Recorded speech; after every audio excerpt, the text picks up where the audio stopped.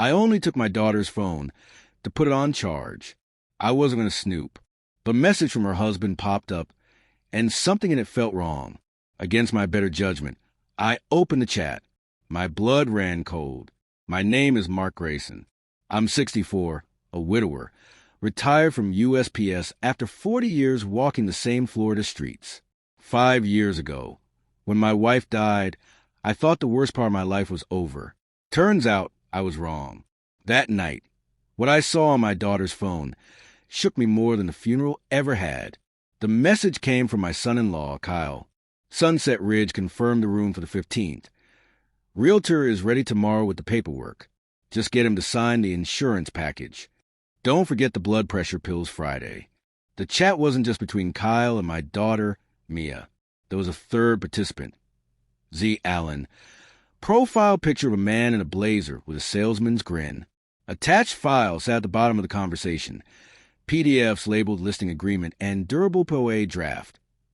Anyone who's ever signed a mortgage knows what that last one is, durable power of attorney.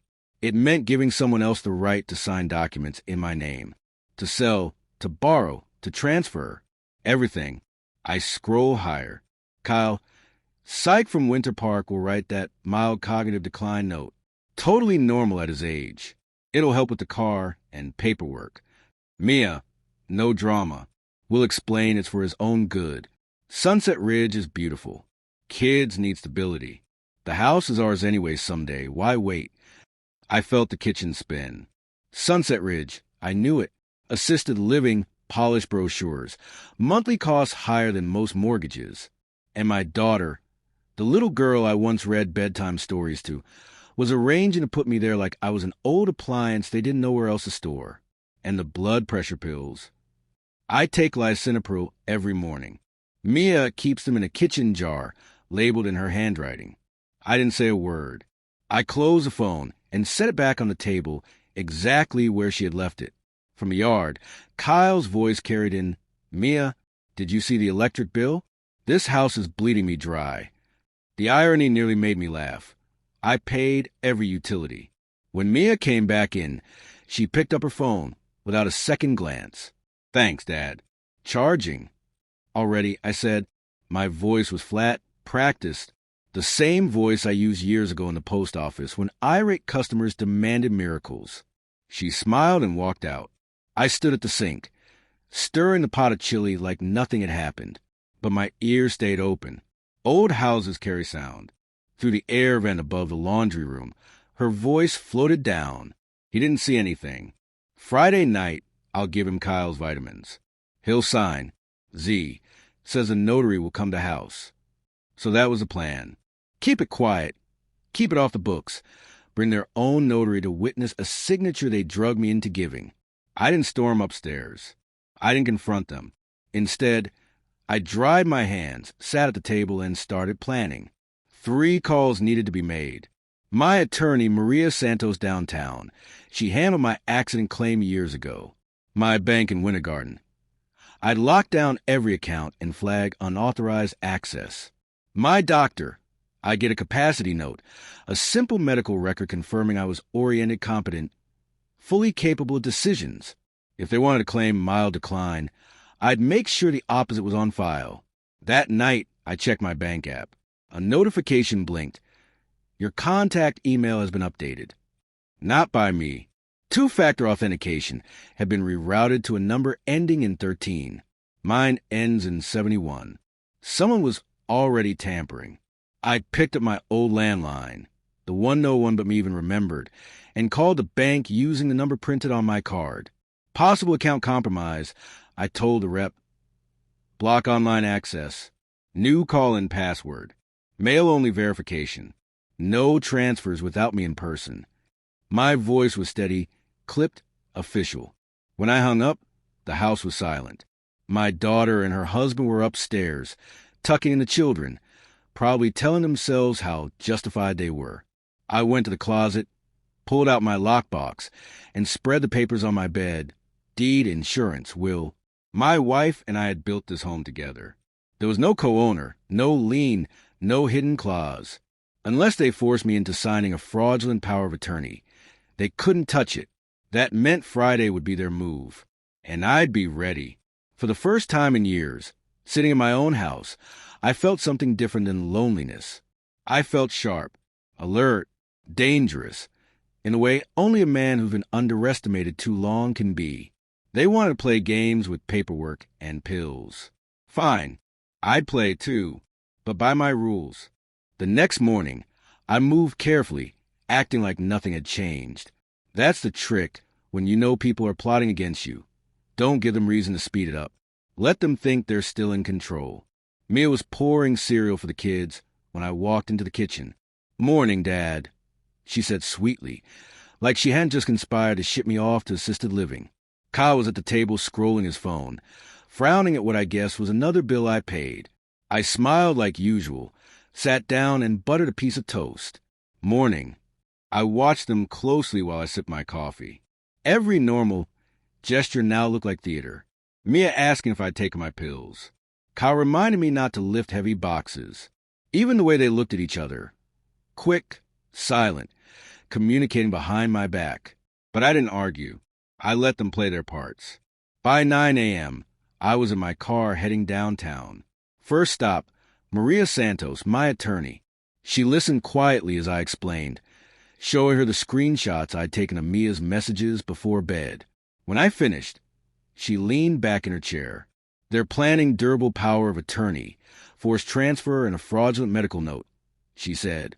"Classic elder exploitation. Ugly, but not uncommon. Can we stop it?" "Yes.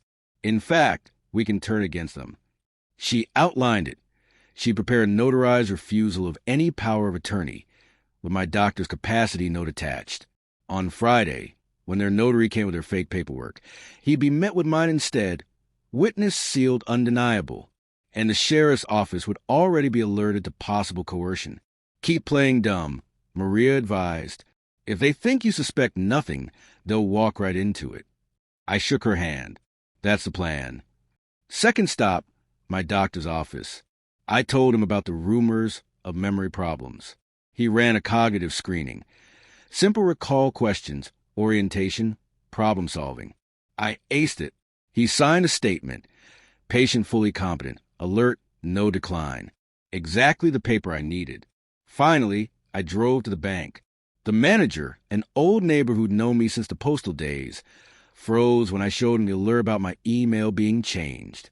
"That's fraud," he said bluntly. "We'll lock every account and reissue cards." I added one more safeguard. A new trust account in my name only. Funds would be transferred there quietly. If Kyle thought he was about to inherit a house and liquid cash, he was in for disappointment. By the time I got home, the house was buzzing with false cheer. Mia was baking cookies with the kids. Kyle was fixing the fence, more like leaning on it with a beer. "Everything all right today, Dad?" Mia asked, sliding a tray into the oven. "Perfect," I said, setting down a bag of groceries I didn't need, just for the performance. But as I walked to my room, I noticed something on the hall table. A glossy folder with Zachary Allen Realty embossed on the cover. Inside were property listings, paperwork, a page labeled "Exclusive Right to Sell Agreement." My address was already typed in at the top. They weren't just thinking about this. They were moving fast. I closed the folder and placed it back exactly as I'd found it. Then I shut my bedroom door, sat on the bed, and breathed slowly. Friday was only 2 days away, and when they brought their notary into my house, they'd discover I was no one's burden. Thursday morning, I woke before the rest of the house.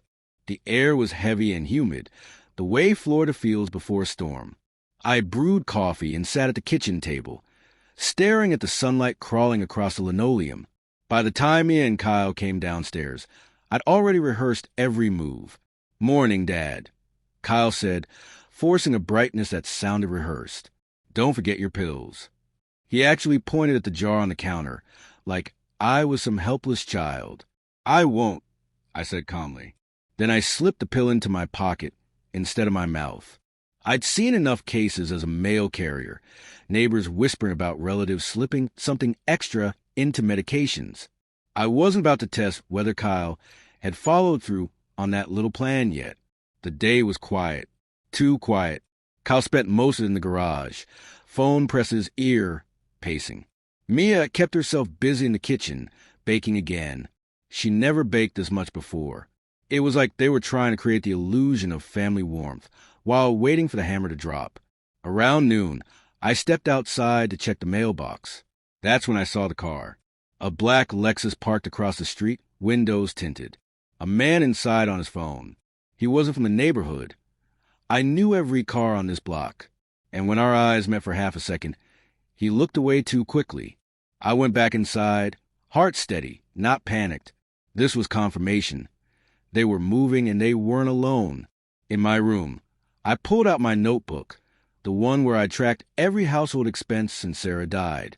Page after page of groceries, repairs, utilities, medical bills. I'd paid it all. I'd kept that house afloat for 5 years while they drifted, and in return, they were planning to erase me. The weight of it pressed hard, but it didn't break me. Instead, it sharpened me. That evening, I called Maria again. They're accelerating. I told her. The realtor's materials are already in the house. Good, she replied. That strengthens our case. Photograph everything. Date it. When this goes to law enforcement, it'll show premeditation. So I did. I photographed the folder, the Lexus outside, even Kyle pacing the garage with his Bluetooth headset. Every detail was evidence now. At dinner, the performance continued. Mia asked about my blood pressure. Kyle launched into a rant about how unsafe the neighborhood had become, how maybe I'd feel more comfortable in a community with staff. I spooned chili into my bowl and listened, nodding like I was considering it. Maybe you're right, I said mildly. A quiet place, less responsibility. Sounds peaceful. Kyle grinned. Exactly. You'd love it. Mia reached over and squeezed my hand like some doting daughter. We just want what's best for you, Dad. I kept my expression neutral. Let them believe it. Let them think their script was working. Later that night, when the house was finally silent, I sat at my desk and looked out the window. The Lexus was gone, but I knew it would be back. And Friday, when their notary showed up, I'd be ready. I thought of Sarah then. She'd been gone for years, but I imagined her voice, steady and fierce. Don't let them make you small. I whispered back into the dark room. I won't. Tomorrow was the last day of pretending. Friday morning arrived thick and heavy, the kind of Florida heat that feels like it crawls into your lungs. Even before the sun cleared the trees, the air pressed close, sticky and restless, as if it knew something was coming. I was up before anyone else, moving quiet, steady. Today wasn't a day to oversleep. I brewed coffee and sat at the kitchen table with the blinds half closed. For years that routine had been comfort. Black coffee, crossword puzzle, maybe the weather report humming from the radio. Now it felt like waiting for an ambush in my own home. Upstairs, I heard Mia urging the kids into shoes, Kyle complaining about traffic. Just ordinary family noise. Except now, every sound rang false, like lines from a play I'd heard too many times. The more I listened, the clearer it became. Nothing in this house was natural anymore. When Mia came down, she was carrying her phone like it was glued to her hand. She smiled brightly, sliding the pill jar across the counter. Morning, Dad. Don't forget your meds. I picked one out, held it in my palm, and pretended to swallow in my coffee. She nodded, satisfied, not realizing the pill was already in my pocket. Kyle followed, putting on his friendly son act. Big day, huh? Realtors coming later. Just routine stuff. He didn't look me in the eye when he said it. For what? I asked, tilting my head like I'd half forgotten. He hesitated, then blurted, Insurance review, paperwork. Nothing you need to stress about. I nodded slowly, spread butter on toast, and gave him the kind of answer man gives when he doesn't plan to argue. Good. When they left for school drop-off, I went straight to my room. I opened my lockbox and checked the documents Maria had prepared. Notarized refusal of power of attorney, my doctor capacity note, both signed and sealed. I slipped them into a folder labeled personal. That folder would sit on the table, right in front of their notary when he arrived. At 10 sharp, Maria called. Mr. Grayson, everything's ready. Sheriff's Department has your address flagged. If they attempt to pressure you, call me directly. They'll be there within minutes. Her calm steadied me. Thank you. I'll be ready. Afterward, I walked through the house like a man memorizing a battlefield. I paused in each room, letting the history wash over me. The family photos on the walls. The chair where Sarah used to sit with her tea. The dent in the hallway floor from where Mia dropped her first bike helmet. This house wasn't just walls and wood. It was a record of my life. And today it was bait. By noon, the black Lexus rolled up again across the street. Same driver, same tinted windows. He sat idle, eyes on his phone, but I knew what he was. A lookout. Lunch was an exercise in theater. Kyle spoke too much, too fast. You know, Dad, places like Sunset Ridge have poker nights, even field trips. You'd have fun. It's like summer camp for grown-ups. Mia forced a laugh, metal fork clinking against her plate. Exactly. You deserve to relax. No stress about bills or upkeep. I spooned soup into my bowl, chewed slowly, and kept my voice neutral. Maybe you're right. A quiet place to sound peaceful. They smiled at each other like children who thought they'd tricked their teacher. Inside, I was ice. Later, I heard Kyle pacing the garage, his voice low but sharp on the phone. He's ready. By tonight, it's done. That word stuck with me. Done. I sat on the edge of my bed as the sun lowered behind the oak trees outside, casting long shadows across the carpet. For them, done meant signing away my life. For me, done meant something else entirely. By tonight, someone's plan would collapse, and it wouldn't be mine. By late afternoon, the storm clouds I'd been expecting finally gathered. Heavy, dark, rolling in from the west. Florida weather, sudden and unforgiving. It felt like the sky itself was mirroring what was coming. Around 4 p.m., Mia started tidying the house like we had guests coming for dinner. She dusted the coffee table, rearranged the throw pillows, even lit a candle. It wasn't for me. It was for the show. They wanted everything staged perfectly for their notary.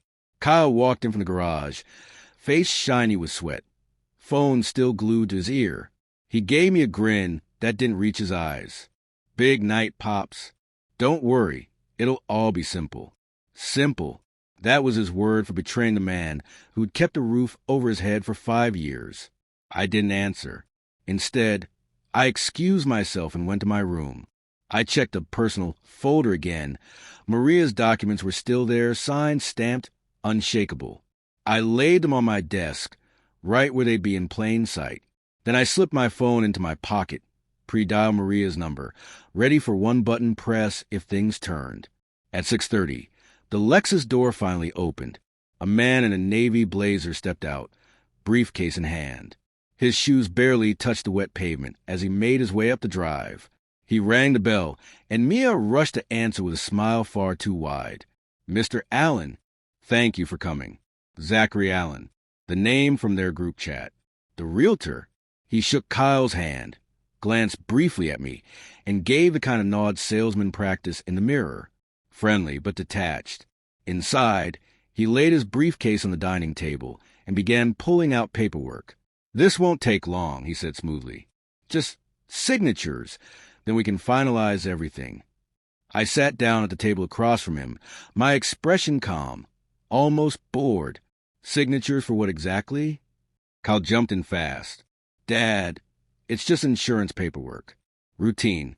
You don't need to worry. Mr. Allen slid a stack of documents toward me. On top, in bold, durable power of attorney. Beneath it, another, exclusive right to sell agreement. My name typed neatly at the top. My property listed below. I looked at the papers, then at Allen. Funny, I said quietly. Looks less like insurance and more like a transfer control. Allen hesitated, but Kyle leaned in. Dad, come on. Don't overthink it. This is for your safety. The market's good and this house will belong to you? I interrupted. My tone was flat, but it cut sharp. Silence. Mia's smile faltered. Kyle shifted in his chair. Allen cleared his throat. Sir, if you're uncomfortable, perhaps. I slid my own folder across the table. Perhaps you should read these first. Allen opened it, His practiced smile slipped for the first time. Inside were Maria's documents: notarized refusal of power of attorney, capacity note from my doctor, and a formal notice to law enforcement. This is binding.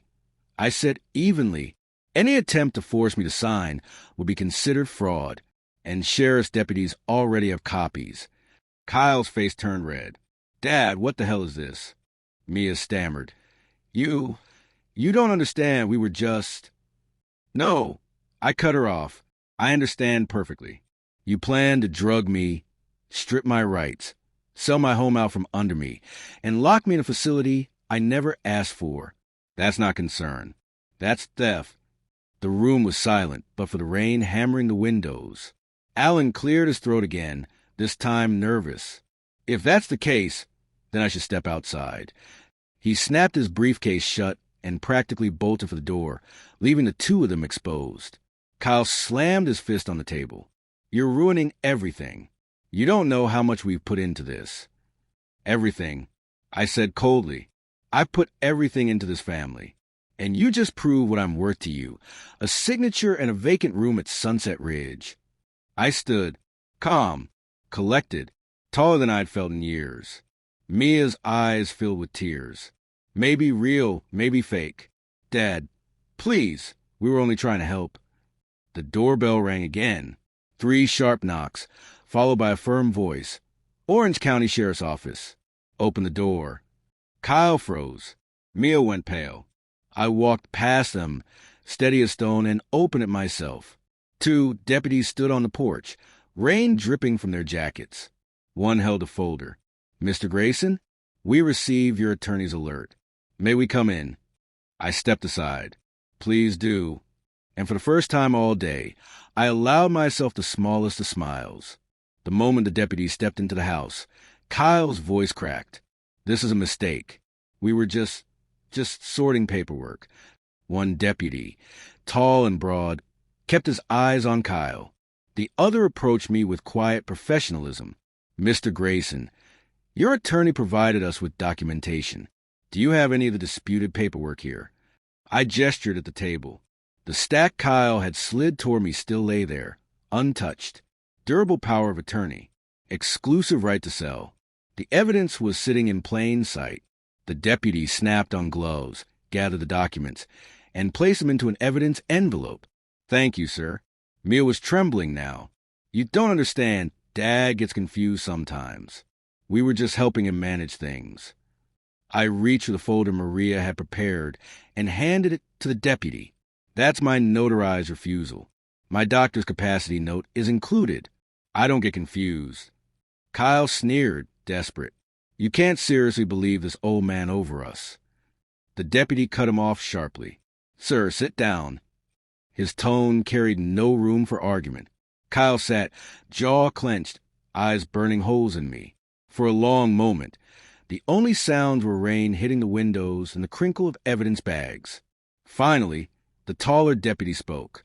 Mr. Grayson, do you want to press charges tonight or wait until your attorney is present? Kyle's head snapped up. Charges? For what?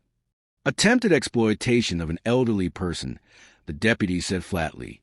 Forgery, possible medical tampering if pills were altered. These are serious allegations. Mia's face went ghost white. I sat back in my chair, steady, voice calm. I'll wait until my attorney arrives. But yes, I want this on record. Every word of it. The deputies nodded. One stepped outside to call Maria. The other stayed in the kitchen, standing guard. Kyle muttered under his breath, "This is insane." I leaned forward, just enough so he couldn't mistake my words. What's insane is thinking I wouldn't notice. What's insane is believing kindness equals blindness. You underestimated me. He looked away, cheeks red. 15 minutes later, Maria arrived, hair damp from the storm, briefcase in hand. She greeted the deputies with professional calm, then turned to Mia and Kyle. You should both know, the state of Florida treats exploitation cases very seriously. You walked yourselves into a situation that could cost you your freedom. Mia broke then, sobbing, insisting she'd never meant harm. Kyle stayed silent, glaring at the table. Maria placed a hand on my shoulder. You've done exactly the right thing. We'll pursue this carefully, legally, and thoroughly. The deputies escorted Kyle outside for questioning. Mia tried to follow, but one deputy stopped her. Ma'am, you're staying here until we finish. She sank back into the chair, hands shaking. I looked around my kitchen, and felt the shift in the air. For the first time in years, this house didn't feel like it belonged to them. It felt like mine again. As Maria gathered her notes, she asked, "Do you want them removed from property tonight?" I thought about it.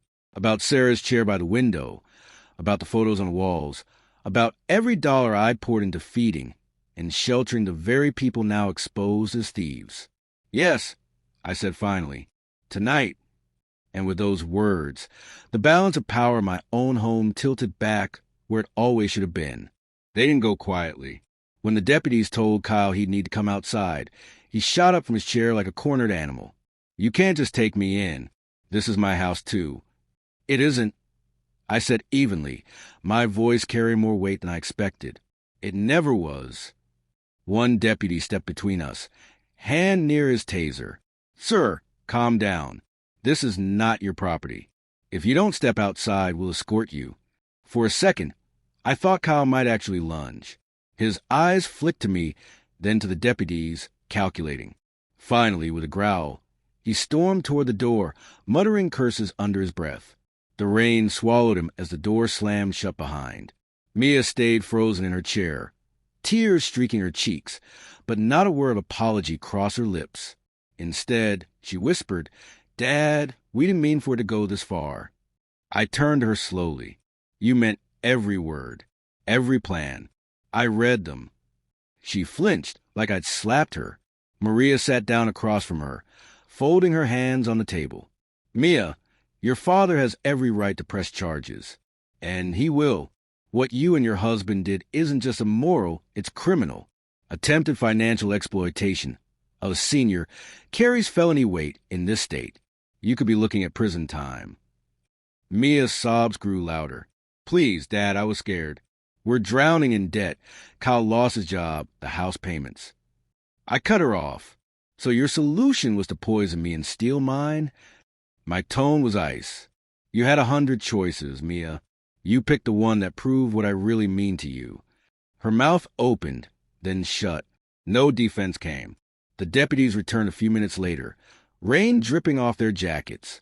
"Kyle's in the cruiser. He'll be booked tonight." Maria nodded. "And Mrs. Allen here?" "She'll remain until we finish collecting statements," the deputy replied. His gaze turned to Mia, firm but not unkind. "Ma'am, you'll want a lawyer." The weight of it finally seemed to crush her. She sagged forward, head in her hands, shoulders trembling. Maria touched my arm gently. "Mark, we'll need you at the station tomorrow morning to sign formal complaints. But for tonight, you're protected. They won't be returning here." I nodded, though my chest felt heavier than ever. This was victory, yes, but it was also the death of something I clung to for years.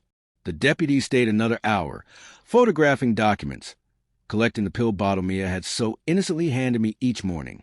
They even took the glossy realtor folder I'd found on the hallway table.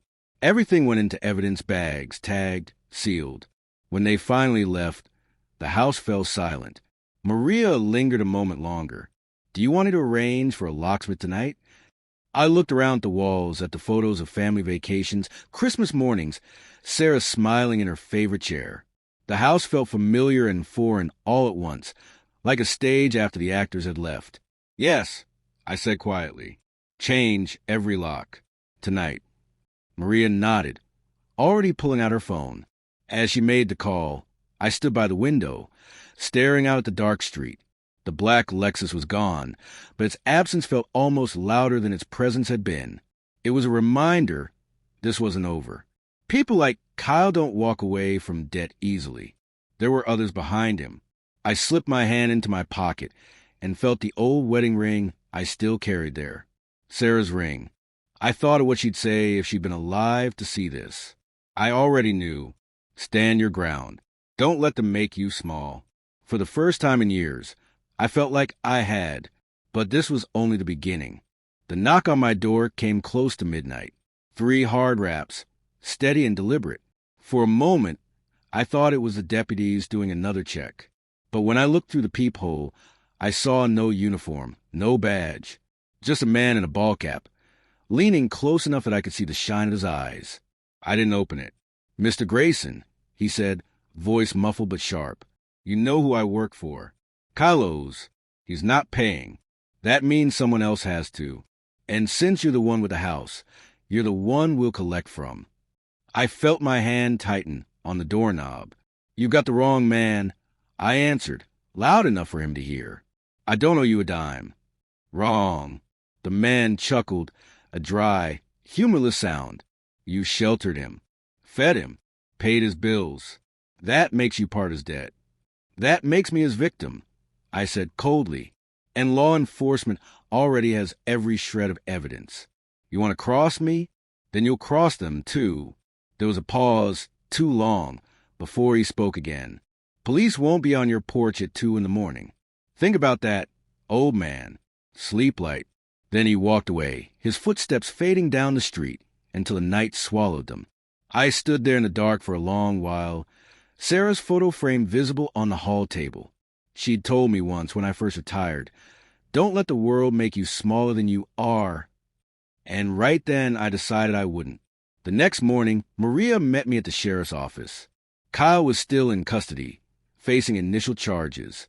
Mia had been released pending further investigation. She was sitting outside the detective's office when I arrived, her arms folded, jaw tight. No tears this time, only anger. She glared at me like I was a traitor. "You've destroyed your own family," she hissed as I walked past. I didn't stop walking. "Family doesn't drug each other for signatures," I said flatly. Inside, the detective spread out the case. Forged documents, tamper with my bank information, evidence of coordination with the realtor. "It's airtight," he said. "But there's more. We pulled Kyle's financials. He's into loan sharks for at least 80 grand. Illegal betting, cards, sports books. These aren't patient creditors. They will lean on whoever they think has assets, including you." Maria leaned forward. "Which means Mr. Grayson is a witness and a potential target. We need more than patrol cars. We need protective measures." The detective nodded. "We'll file for protective order. Meanwhile, we'll keep extra units in the area." "But, sir," he looked at me directly. "These people don't bluff. You need to stay sharp." "I've been sharp since the day this started," I replied. When I returned home that afternoon, Mia was waiting on the porch. The deputies had warned me not to engage, but ignoring her forever wasn't possible. She started the moment I stepped out of the car. "Do you understand what you've done? You've dragged us into hell. Kyle's debts aren't going away because you called the cops. You think this house will keep you safe? It's a target now." I unlocked the front door, calm, deliberate. "The house is mine. Always was. And the only people who turned it into a target were you and your husband." She followed me into the hallway, her voice rising. "I didn't want this. Kyle pushed, and I just went along. You think I wanted to hurt you?" I turned, staring her down. "You had choices, Mia. 100 of them. Work, sell your car, cut expenses, move out. Instead, you chose to take from me. That wasn't Kyle's hand on the pill bottle. That was yours." She faltered then. For the first time, I saw her facade crack. Not guilt, not quite, but recognition. She couldn't deny it. I pointed to the door. "Leave. Now, before the deputies make that decision for you." Her mouth opened like she wanted to fight, but the strength drained out of her. She stepped back, grabbed her bag, and walked out. The sound of her car pulling away was the cleanest sound I'd heard in months. That night, I walked through every room of the house. Each corner felt different now, not haunted, not poisoned, but reclaimed. I locked every door, every window. I checked the folder of documents again, touched Sarah's photo, and let myself breathe. They had tried to take everything. Instead, they had reminded me that I still had everything that mattered. My name, my mind, my home. And I wasn't done protecting it. The courthouse smelled of old paper and disinfectant. The kind of place where lives were dismantled in tidy, official language. I walked to the metal detector, folder in hand. escorted by Maria. She looked calm, sharp in her navy suit, while I felt the weight of decades pressing on my shoulders. Not from fear, from certainty. Inside the hearing room, Kyle sat at the defense table in a wrinkled shirt, his wrists still marked from handcuffs. His arrogance was gone. The slick grin, the fake warmth, all replaced by something smaller. He didn't even look up when I entered. Mia sat behind him, pale and hollow, clutching her purse like a life vest. For a brief second, her eyes met mine. There was no apology there, just resentment. The judge entered, and the room shifted to silence. The state presented the charges: attempted exploitation of an elderly person, conspiracy to commit fraud, financial tampering, attempted poisoning pending toxicology results. Each word landed like a hammer. Maria rose, steady as steel. Your Honor, we have evidence of intent. Messages between the defendants plotting to drug Mr. Grayson, documents prepared for fraudulent transfer, and testimony from medical staff confirming Mr. Grayson's full mental capacity. There is no misunderstanding here. This was calculated theft. The prosecutor entered the group chat logs into evidence. Projected on the screen were the words I'd read on Mia's phone days earlier. Make sure he signs a package. Don't forget the pills Friday. The judge leaned forward. This isn't ambiguous. This is criminal. Kyle's lawyer tried weakly to spin it. My client was under financial stress. There was no intention to harm, only to ensure care for his father-in-law. The judge cut him off cold. Care does not involve falsifying documents and tamper with medication. Kyle's face drained of color. Then came Mia's turn. She was asked directly, "Did you participate in these conversations? Did you supply your father's medication?" Her voice cracked. I didn't know what Kyle was planning. But the prosecutor interrupted, holding up the phone logs. You said, and I quote, "In Sunset Ridge he'll be comfortable. It's for his own good." You pushed it. You encouraged it. You delivered the pills. Mia's head dropped. No more excuses. Just silence. The judge's ruling was firm. Kyle remanded without bail. Mia's charges under review, but exploitation charges remained active. The house, the deed, my accounts, all locked safely under my name, protected by court order. When it was over, Maria walked me out through the courthouse steps. Reporters had gathered. Word spreads fast when elder exploitation and fraud are involved. Cameras flashed. Questions shouted. "Mr. Grayson, how you feel about your family betraying you?" I didn't answer. My silence was enough. That night, back in my house, I sat in Sarah's old chair with a folder of rulings beside me. Outside, the neighborhood was quiet. No Lexus, no shadows. For the first time in weeks, the air felt clean. But inside me, it wasn't relief I felt. It was something colder. I'd won, legally, thoroughly. They had tried to reduce me to a signature, a burden, a vacant bed in an assisted facility. Instead, they'd been stripped of everything. Their credibility, their freedom, their illusions of control. And tomorrow, the world would know them for what they were. I thought it would end with the courthouse, that once the gavel came down, the story was finished. But people like Kyle don't stop with a judge's order. They claw, they scramble, they lash out even as they sink. A week later, Maria called me at dawn. "Mark, we just received word Kyle's been making phone calls from county lockup. He's trying to move assets, contact creditors. They're desperate." I sat at my kitchen table, the same spot where this had all started, and listened. "Let him try. Everything's frozen." "Not just that," she added carefully. "He named you, said you sabotaged him, that the house should have been theirs. And those calls, they weren't just the lawyers. They were the same loan sharks who came sniffing around your porch." I looked out the window. The street was empty, but I knew what she meant. Then it's time to close this for good. That afternoon, I met Maria at the bank. Together we finalized a transfer into a living trust, ironclad, with her firm as co-trustee. The house, the accounts, every asset Sarah and I had built, all sealed in a vault they couldn't touch. From there, we went straight to the sheriff's office. The detective laid out the next steps. Felony indictment for Kyle, charges of attempted exploitation for Mia, and restraining orders that barred them both from my property. They'll be legally cut off from you, he said. Permanently. It should have felt like closure. But that night, as I sat alone in the house, I couldn't shake the sense that something was unfinished. And then the phone rang. Unknown number. I answered anyway. Old man, the voice rasped. Different from before, rougher. Your son-in-law owes us. And when he can't pay, we'll take what's his. That means you. I didn't raise my voice. He's not my son, and nothing of mine is his. A laugh, cruel and short. We'll see. Click. The next morning, I didn't call Maria. I didn't call the sheriff. Instead, I drove downtown to the county jail. The glass partition separated me from Kyle, but even through it, I could see what he'd become.